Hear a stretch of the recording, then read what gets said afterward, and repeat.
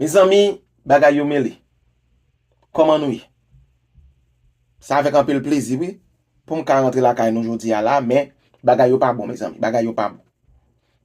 Nous gagnons magistrat ville Isabella, monsieur qui dans Puerto Plata.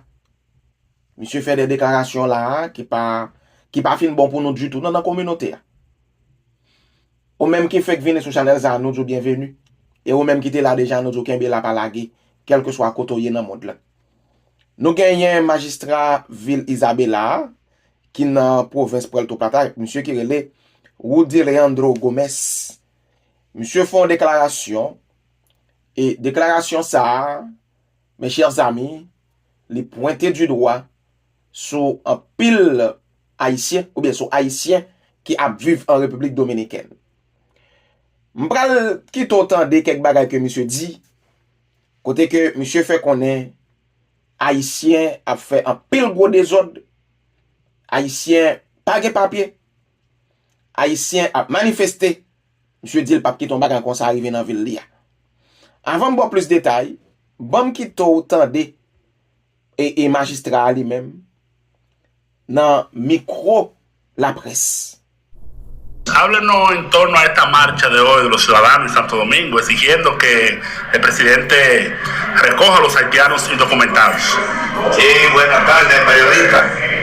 Yo lamento que no haberlo sabido, que si no yo hubiese estado presente en esa marcha. ¿Usted hubiese ido? Yo hubiese ido allá porque nosotros estamos en un 100% de acuerdo con el control de este desorden.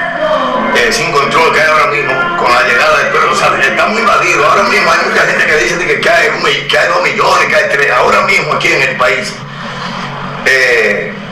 Sin temor a equivocarme, tienen que haber de 4 a 5 millones de haitianos adentro. Aquí no hay un solo paraje del territorio nacional que no esté lleno de haitianos. Y sin control, el 99% no tiene medio papelito legal.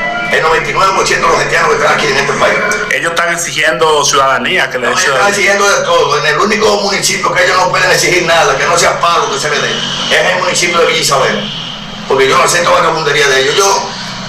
Lo tienen muchos bandidos dominicanos que por pagarle más barato lo tienen escondidos en las propiedades de ellos. Y es porque aquí no se quiere aplicar la ley, porque la ley de migración, a todo el que le alquila ilegal, dice la ley de migración en el artículo 19, se le aplica una multa que va desde 10,000 hasta 50,000 pesos de multa. Y aquí nadie le está aplicando esa ley a nadie.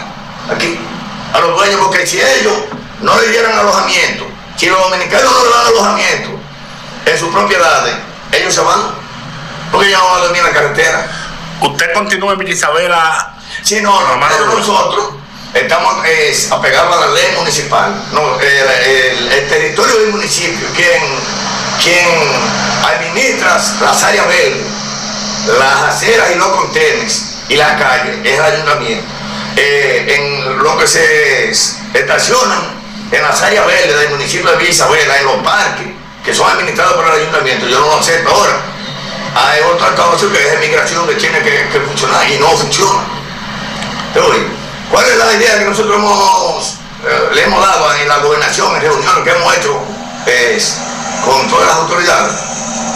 Que todos los empresarios agrícolas, ganaderos o maestros constructores que quieran tener 5, 10, 20 haitianos de eso, que venga a inmigración y a los ayuntamientos a registrarlo y se le da una autorización de que va a ser responsable a esos 10 haitianos que va a tener en su propiedad.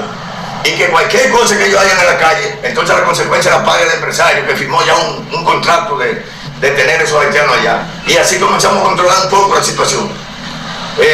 Porque 99 y punto 50 están ilegales aquí, de los haitianos que están adentro del país.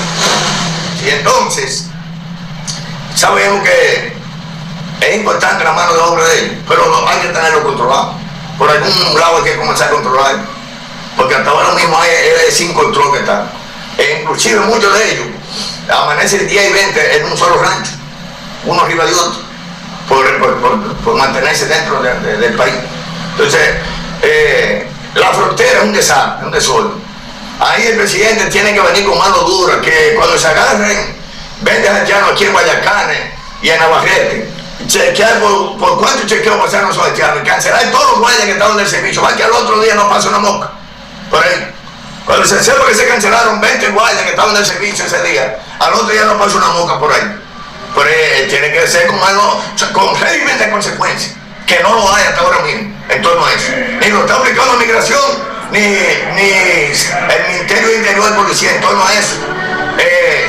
No han funcionado.